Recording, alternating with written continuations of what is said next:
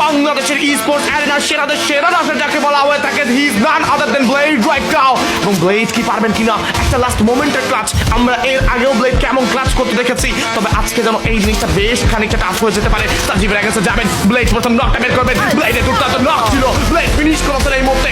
আরো একটা কিল যাচ্ছেন, এই যেন সাপ আসলে সাপ আর বলের খেলাটা আছে না, যে গোলটু ভাই যাচ্ছে নক করতে, ব্লেড হোয়াট আ শট করে ইউনিক রেজাল্টদেরকে পুরো দমে কিন্তু এই মুহূর্তে শাট ডাউন করে ফেলা হবে।